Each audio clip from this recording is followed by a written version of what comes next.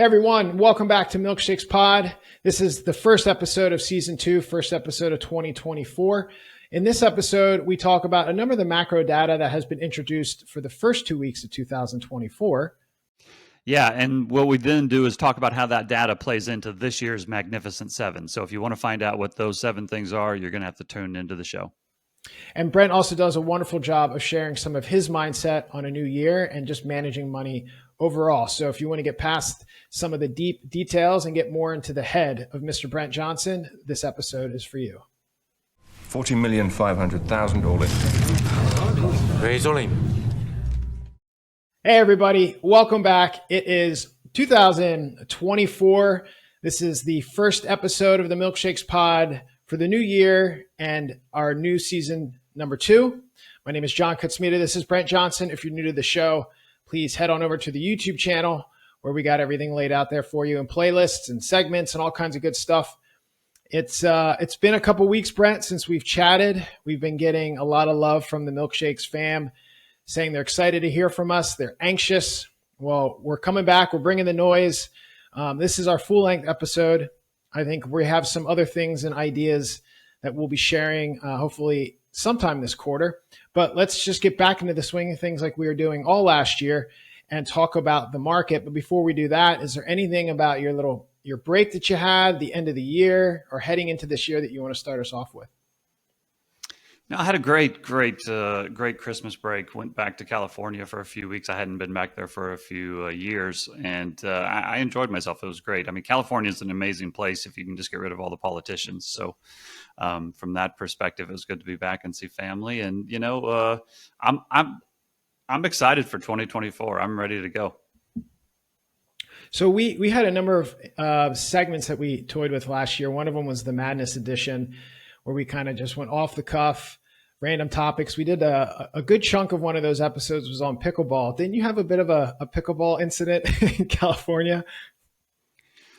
No, I didn't personally have one, but there was one where there was a lady that literally she was living next to these public pickleball courts, and it was driving her crazy. And she lives right next to this park, which is called the Presidio, and it's kind of it's a beautiful piece of property.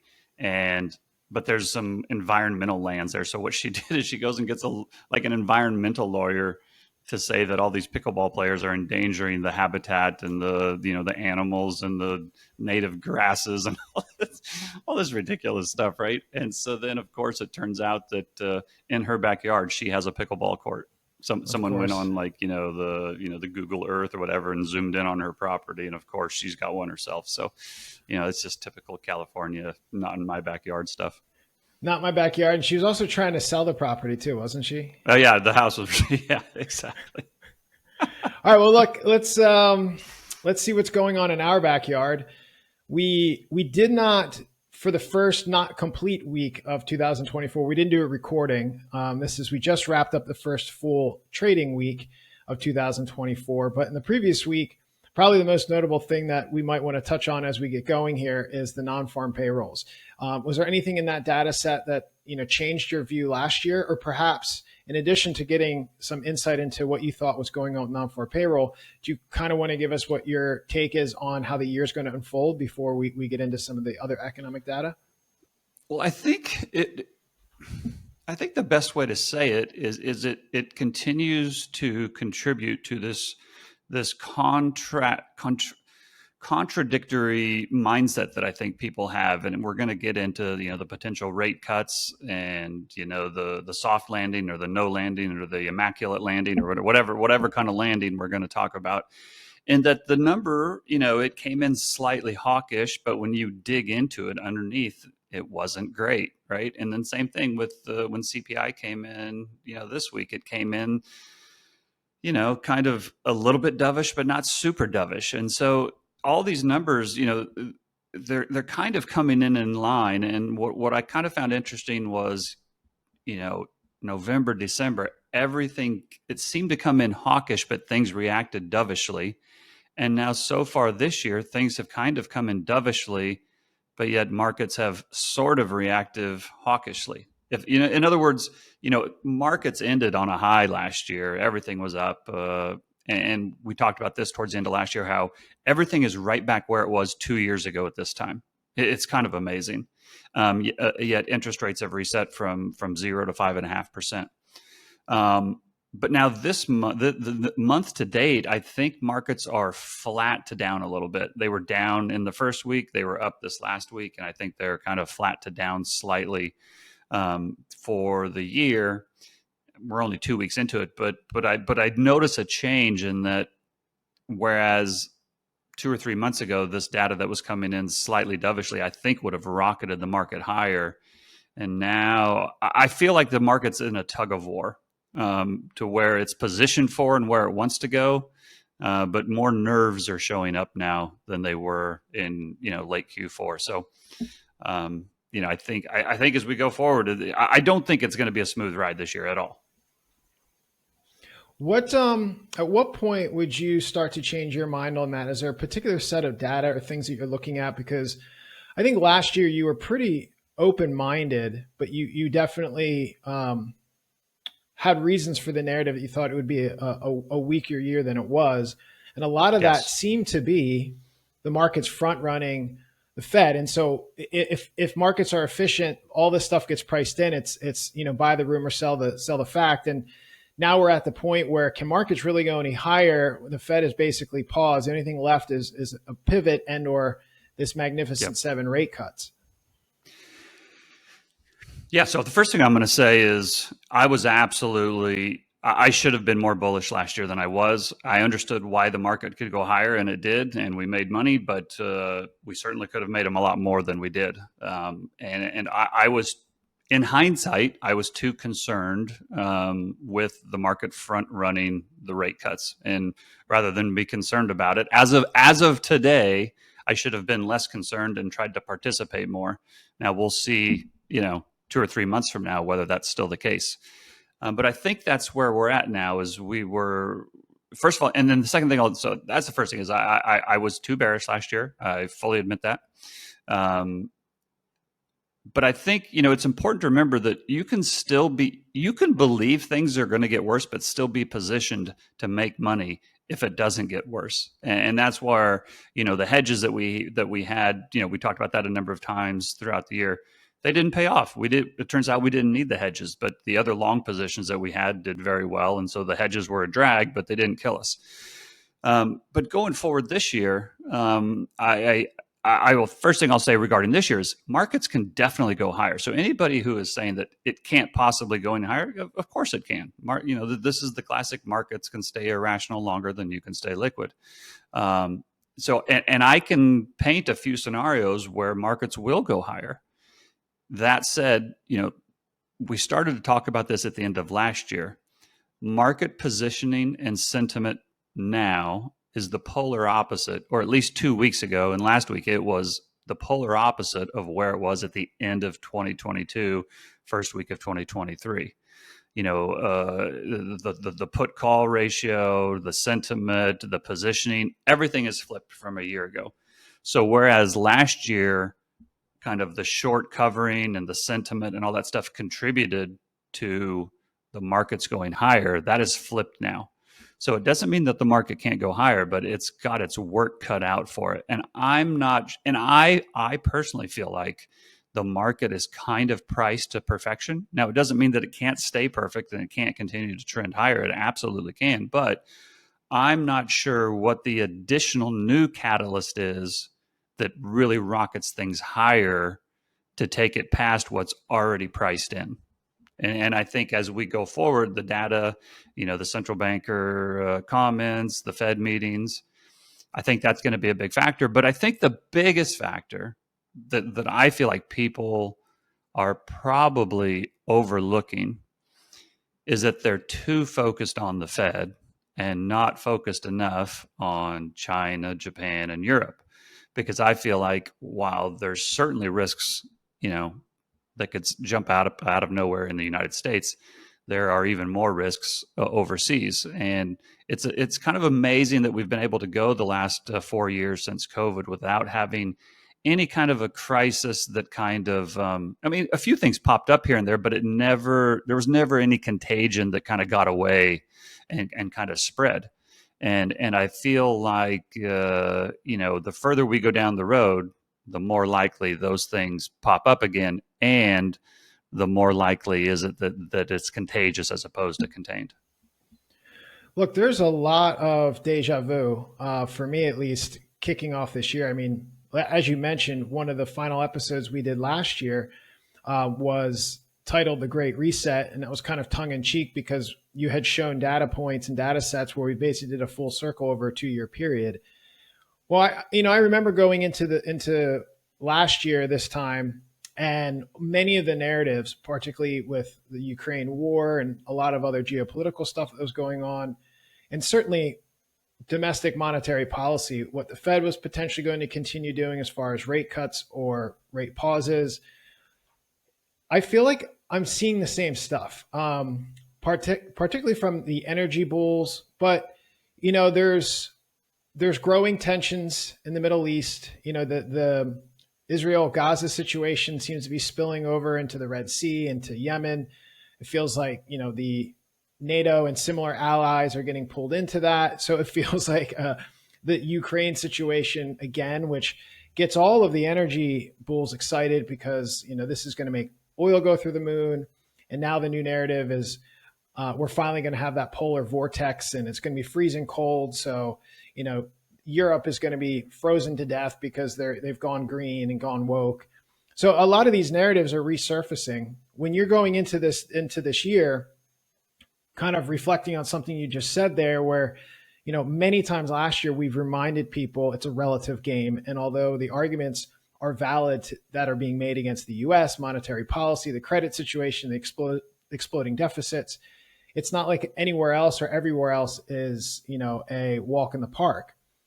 So you bring that up again. At what point, bringing these 2 points together, at what point or how do you go into a new year, or even on a weekly basis, and question some of your own narratives and say, okay, I keep, positioning this as a relative game, but what is going on in the U.S. that perhaps I'm missing? And when these other market participants who are in the energy sector or whatever it is, when they're getting high on their horse with their narratives and why they think they're so right because everything just seems like a perfect storm, is there perhaps a methodology or mental practice that they can approach their game with that make them a little sharper?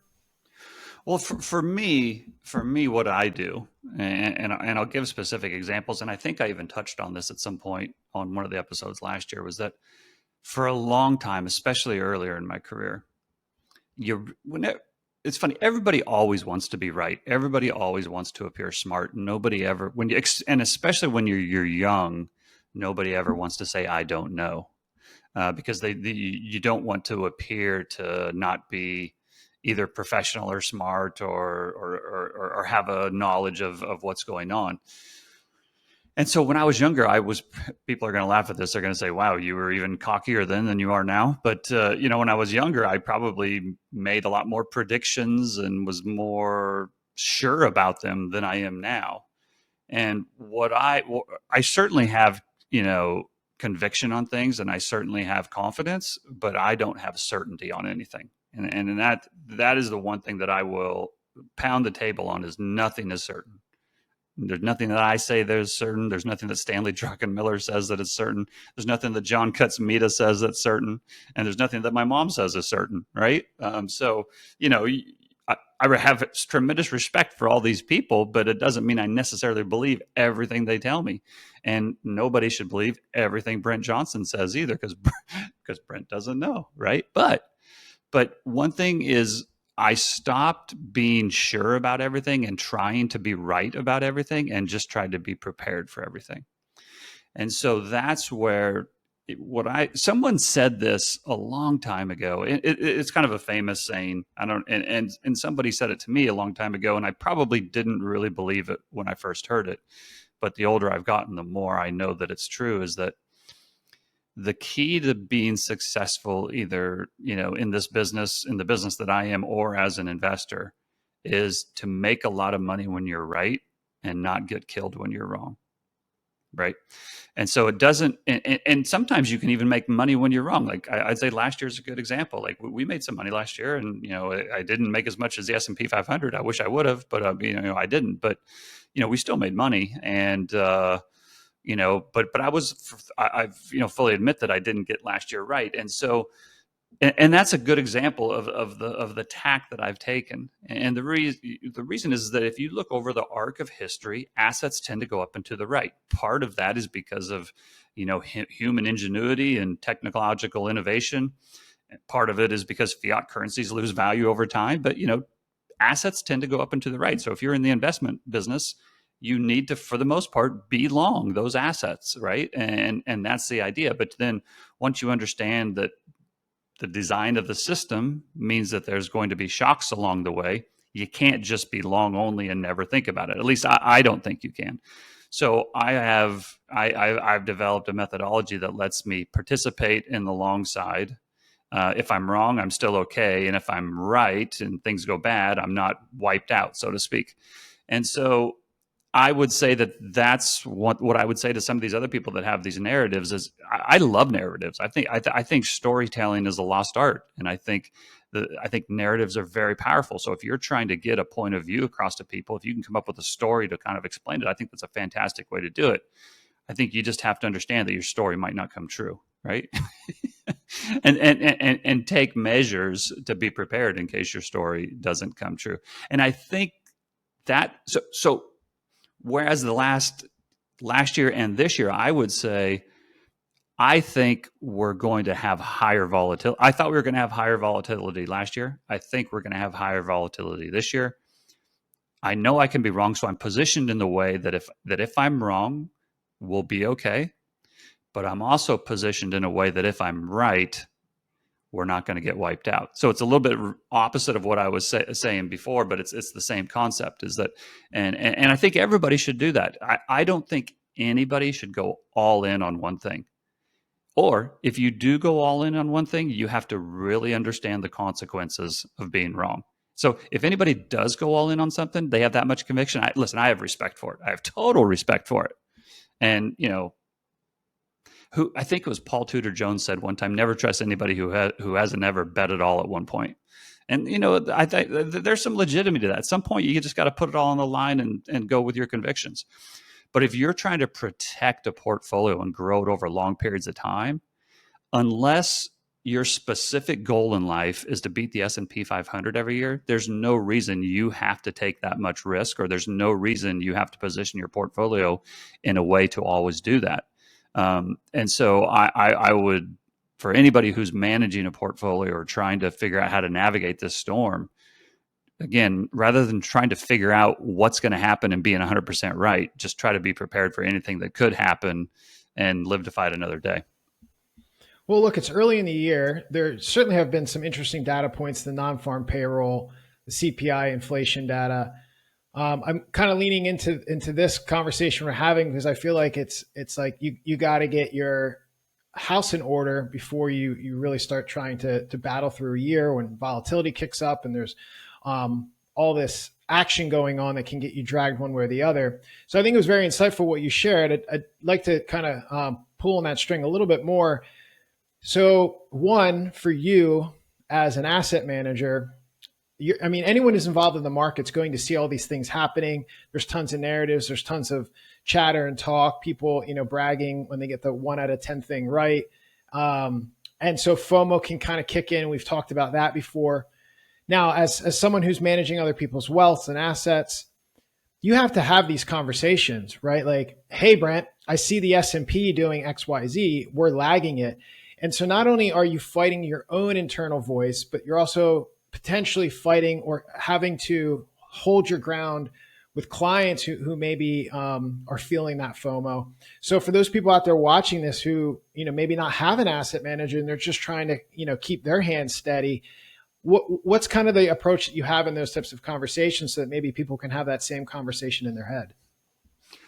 Well, if there's one thing I've done right in my career, I think that is I've always managed expectations with clients of what is possible, what is not possible, what level of risk you will have to, if you want me to get a certain level of return, this is the level of risk you will have to take.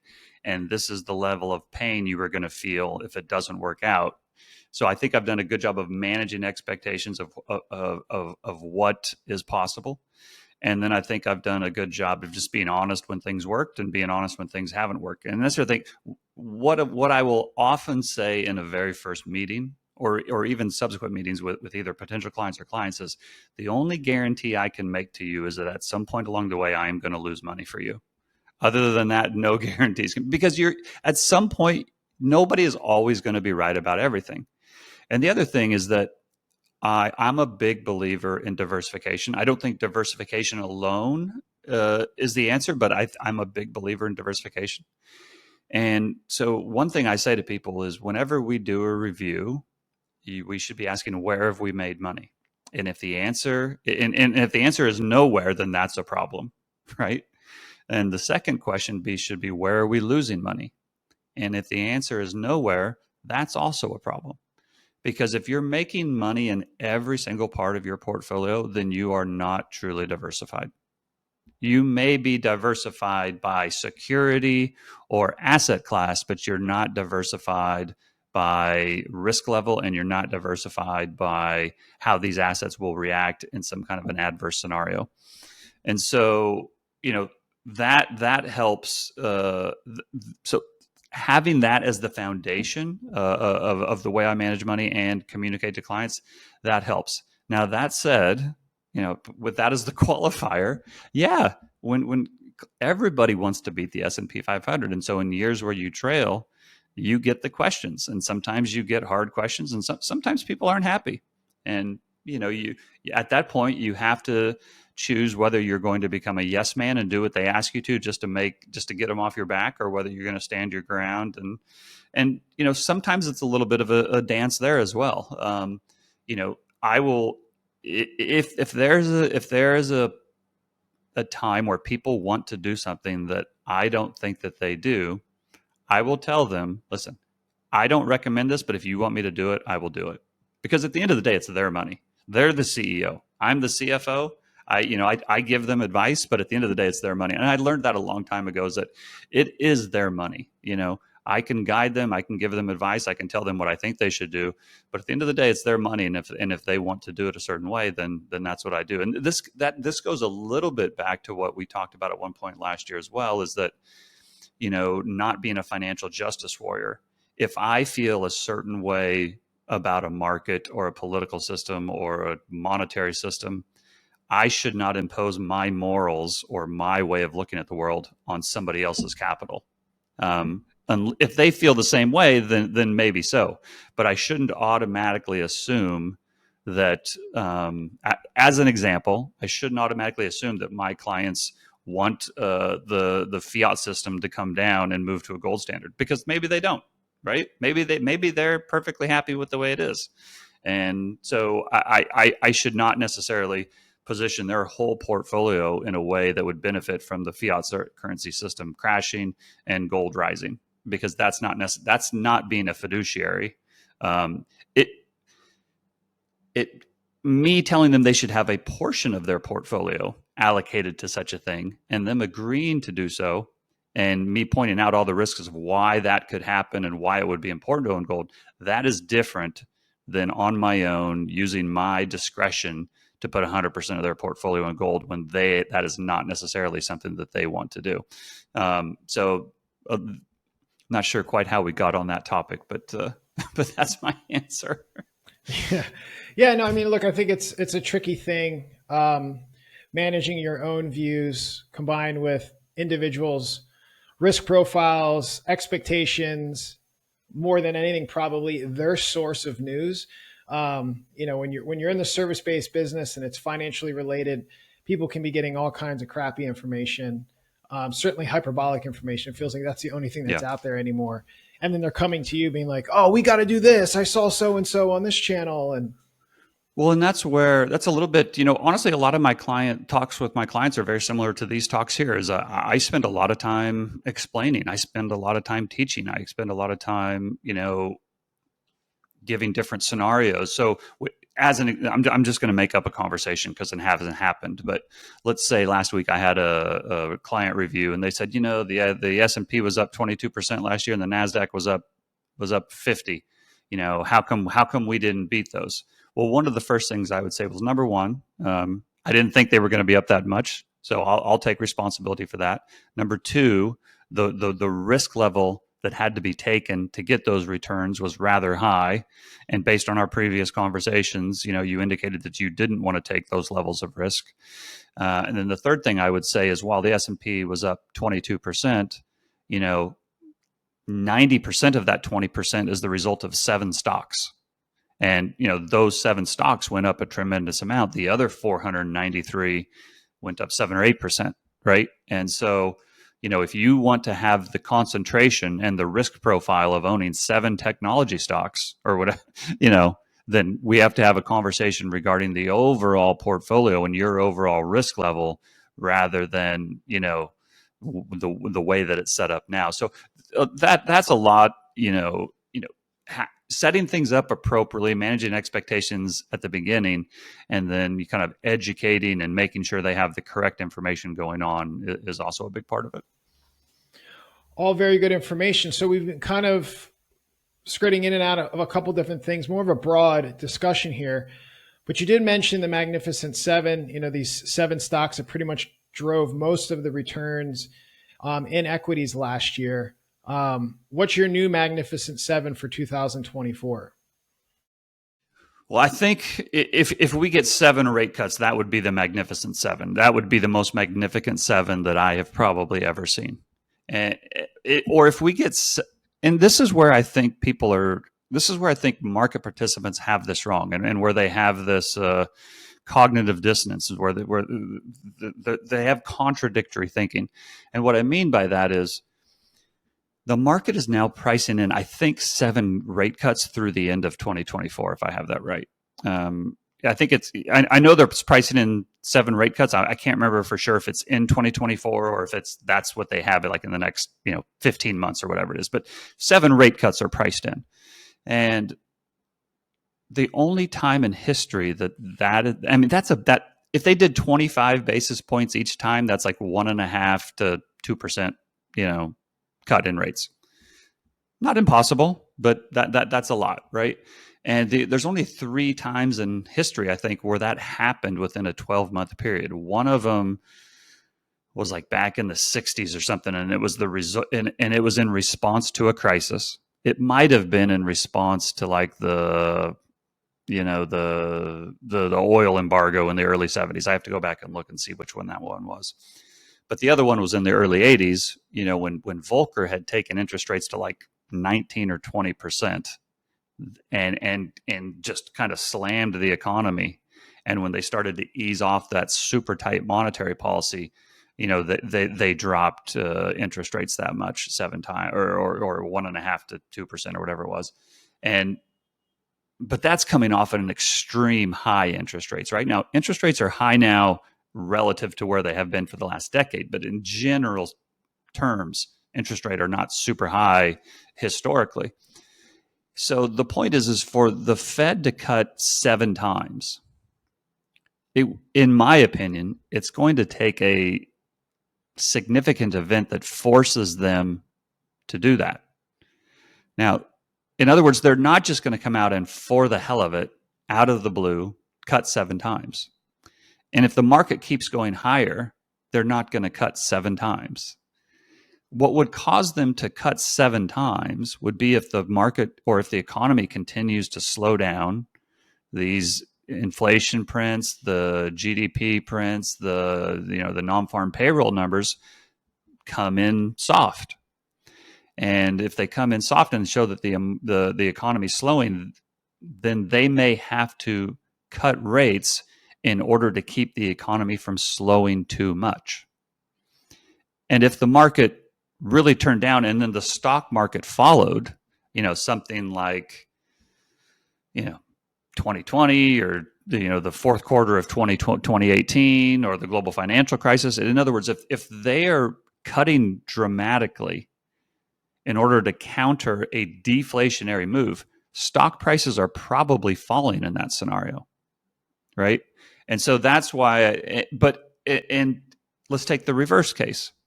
If stock prices are not falling and inflation prints aren't coming in weaker and non-farm payroll numbers aren't coming in lower, then why on earth would they cut 7 times?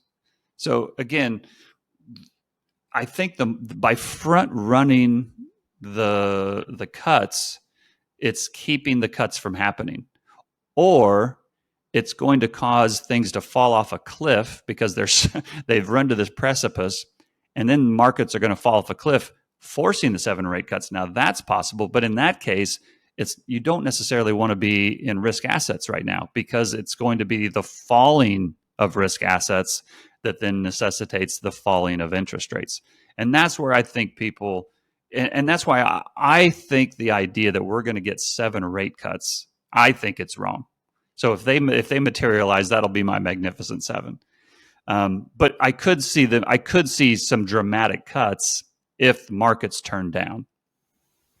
What would be interesting maybe on a subsequent episode here is to look at some of these market factors that are being priced in at different times in history and what was the underlying result. Like how many times has Fed funds futures priced in 4 rate hikes and 8 happened? Or how many times have they priced 7 cuts and 3 happened?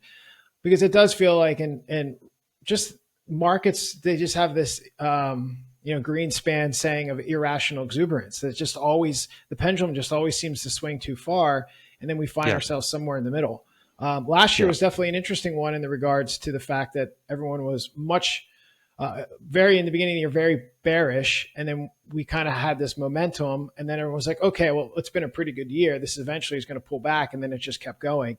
So last year definitely felt like one of those years where it was just catching everybody off sides. There wasn't really an equilibrium going on. Yeah. And so, I kind of feel like this year could potentially be similar to 2022 in that, I think people thought they were going to raise rates in 2022, but nobody expected them to raise them as much as they did. So, so the market was expecting, the monetary policy to be tighter, but not as tight as it was. And so this year, I feel like everybody's expecting it to ease, but I don't think it's going to ease as much as they're expecting it to. I think I don't think the Fed's going to raise anymore. I mean, the Fed has very clearly pivoted. Now, it's possible that if inflation prints start to come in hawkish again and non-farm payrolls stay strong, maybe they have to repivot and start raising again. But there's no question in my mind that, at least from a mental perspective, Powell has pivoted. Whether the market, continues to weaken and he is able to cut rates, and kind of bring in this smooth, soft landing, that's another question. But in my mind, he at least mentally has shifted towards we are no longer tightening, and we're on the glide path to lowering rates. I just think, and it's funny because in the fourth quarter, several times I said Powell has done a good job. I don't necessarily love central bankers, and I don't necessarily agree with all the monetary policy, but listen, he's accomplished his goals. And then I always said, I don't think ultimately he's going to be successful, but so far he has. And then I got so many people that would tell me, oh, just wait, it's not going to be bad. And I said, yeah, I hear you. I'm with you. It's not going to end well, but so far it's been okay. And so I just feel like part of the reason that allowed last year's outperformance was that expectations were much lower. Now expectations are very high. Positioning is very offsides. Sentiment is very high. Like everything is the polar opposite of what it was a year ago. And I just don't see enough positive catalysts for it to push even higher than that. And so my opinion is when you press the bet is when you have a number of things in your favor. And I feel like there's a number of things going against that favor right now. So it's okay to stay in the bet. I'm not telling everybody to go out and sell all their equities because we're going to have a crash. In fact, I think if we do get a pullback, it's probably one that you buy. But I also don't press the bet when sentiment is at its high and relative strength is at its high and positioning is at its high and, there's no fear. And, that's, to me, that's not the time to press the bet. So I hope that I get a chance this year to press the bet. In other words, I hope we get a dip that I get to buy, because I do think that over the next couple of years, U.S. equities are going to go a lot higher than people think they are. Which goes back to the dollar milkshake theory. And if you're joining us just for a random talk about finance and economics and you don't know who Brent is or what the dollar milkshake theory is, you can definitely learn more about all of that on our channel. We break everything down. So if you're new to all of this, there's a playlist at the top that's to start here. So we encourage you to catch up with us by doing that first. And then all of the episodes are segmented. The thumbnails are easy to follow. Brent, you talked about the idea of the kind of potential of equities going higher in the future, or in the interim in this year. If there is a pullback, it's not going to be this Armageddon crash, and it might be the dip to buy. Speaking of things running hot or running higher and buying dips or perhaps missing dips, what are your thoughts on gold this year? Because that was, something you've been in gold for a long time. So it going higher doesn't harm you, but you definitely were salivating at the opportunity to buy it around 1800. Situation kicked off in Israel. Gold fired up to over 2000, pulled back. And now we seem to find new support here above 2000.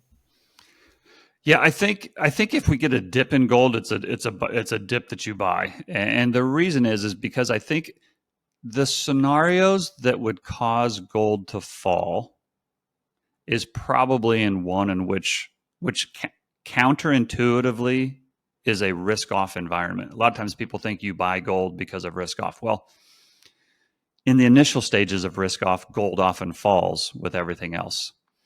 But the response to the falling is what turbocharges gold higher. And so I think if we're going to get these magnificent 7 rate cuts, I think it's because things are getting worse, not because things are getting better. And if we get some kind of a risk-off scenario that necessitates these 7 rate cuts, then I think gold is something you buy in that pullback. I don't, and on the upside, I don't have some wild target to the upside in the short term. I've said many times that I think in the years ahead, gold's going to at least $5,000. I want to own it because, once we, essentially the whole dollar milkshake theory is a framework for how a sovereign debt crisis plays out. A sovereign debt crisis leads to people shunning fixed income, getting out of fixed income, getting out of the currencies, the foreign currencies, and getting into real assets. Some of those real assets will be U.S. equities. Some of those real assets will be gold and other precious metals or land or whatever it is. And so I want to be in assets that benefit from the rejection of overall fiat currency and sovereign bonds. And then people say, well, why do you think the dollar is going higher? Well, the whole milkshake theory is the dollar going higher versus other fiat currencies. It doesn't necessarily mean it will go higher versus gold. In fact, I've said many, many times that we'll get into a situation where the dollar is rising versus all fiat currencies, and that gold is rising versus all fiat currencies. And that at some point, I don't know when, I'm not smart enough to know the exact timing, I think gold will pull away and be the ultimate winner. So, if you get it, everybody should own gold right now. Again, I think it's okay to have something in your portfolio that isn't necessarily designed to pay off right now today. If it does, great, you own it. And so, but if we get a dip, then I think that would be, I always reserve the right to change my mind, because I would have to figure out, well, why did we get the dip? If it's for what I anticipate now, then it would be a buying opportunity. If it's not, if it's due to something else, I would have to revisit it. But I think in the years ahead, we're going to see the rejection of fiat currency. We're going to see governments have to print more money. We're going to see more government stimulus. We're going to see bigger budget deficits around the world. And I think that's a tailwind for gold. Well, speaking of hard money and buying the rumor, selling the fact, or selling the event, finally a Bitcoin spot ETF was approved. And that seemed kind of to be arriving not with a thunder, but with a whimper. Any thoughts on, that finally happening, and maybe was some of the run up to that pretty much just markets buying the rumor, and now it's kind of all gassed out? Yeah, I think maybe a little bit of that. I'm not smart enough to know what Bitcoin does in the next couple of days or next couple of weeks or even a couple of months. I don't know, but I would think of Bitcoin. I don't think Bitcoin's going to take over the world. I don't think it's going to become the next global reserve currency. I don't think central banks are going to start to buy it. But to me, it's probably the purest play on global liquidity. And so if you think about what has happened over the last 4 to 6 months with interest rate hikes around the world kind of being taken off the table, China's done a number of stimulus. The Fed has kind of pivoted and talking about, interest rates coming down. That's happened around other parts of the world as well. And so markets have been liquefied for the last 4 or 5 months. And over that time period, Bitcoin did fantastically. And if you look back throughout the last 10 or 15 years, typically when there's a lot of global liquidity, Bitcoin does pretty well. And when there's not a lot of global liquidity, Bitcoin doesn't do very good. And so if we got into some kind of a negative scenario this year, I would expect Bitcoin to fall with other risk assets, but I would expect it then to explode higher on, government stimulus or a return to QE or the cutting of interest rates or, however you want to define that, because I don't think Bitcoin is going away. It doesn't mean that I think it's taking over the world, but I also don't think it's going away. And I think people will always speculate on ways to make more money, right? And I think Bitcoin is a way for people to speculate. And I think, it doesn't make. I'm not a huge Bitcoin advocate, but I'm not a Bitcoin hater either. A lot of people think I'm a Bitcoin hater. I'm more of a hater of a lot of the narratives around Bitcoin than I am about Bitcoin itself. Awesome. Well, look, first episode of the year, we covered a lot. It was a fairly busy 2 weeks. But I think taking more of the approach of getting your mindset and getting our heads right going into a year, everything is uncertain. No one has a crystal ball. The likelihood, looking at past precedents, is that we've got some volatility ahead of us, and that what the market thinks it's pricing in with 7 rate cuts is probably a bit over the top, and perhaps we fall somewhere in the middle. But it's let's say relatively being quiet with pretty much bonds, stocks, everything kind of moving sideways. So it's given us a time to ease into the new year, catch our breath, launch, the first episode of season 2. So we appreciate everyone joining us for that. We also appreciate everyone who picked up an Enjoy Cash Flow or Dollar Hegemon t-shirt. We had some Christmas presents going out this year. I'll have a link in our show notes where people can grab that. We're going to get Brent one of those as well. And I think that's probably the best way to wrap this one up. We have a Martin Luther King Day holiday on Monday, so it'll be a short week, and there's not much on the econ calendar, so I don't think we'll be doing a Monday peak of the week, but good chance we bring that segment back as well. As I mentioned, there'll be some new things we'll be introducing here real soon. Brett, before we wrap up the episode, anything else you want to share? No, I'm really looking forward to this year. We said it at the end of the last year, but I'll say it to kick off this year too. Really appreciate everybody who comes out and listens to us and interacts with us in the comments and, follows us on Twitter. And, John and I have had a fantastic time doing this show. So it's just a lot of fun for us. And we're glad that you guys are having fun as well. Next week's episode will be coming to you. I'll be in Vancouver, Canada. I think John will still be in Sydney, so assuming he hasn't gotten eaten by a shark on his daily surfing expeditions. But I'll have some reporting to give you from sunny Canada, hopefully. Well, hopefully it's not a blizzard. Yeah, we try to record these a little earlier. This is late on a Saturday. But speaking of sharks, I had a bit of a run-in with a jellyfish right near my eye. So I was a scary monster on Thursday. So we ended up pushing back. You look good. I'm looking good, better man. now. Yeah. Good. Well, we appreciate everyone joining us. Join Brent on Twitter, where he's very active, very accessible, using his handle Santiago AU Fund. You can find me on Twitter as well at John Kutsmeda. And you can follow this channel on YouTube and on Twitter with the handle Milkshakes Pod. That's it. Season 1 is over. Season 2 is here. And episode 1 of season 2 is now in the books. We'll see everyone real soon. They are the Magnificent Seven. This show is provided for entertainment and informational purposes only. It should not be relied upon as legal, business, investment, or tax advice.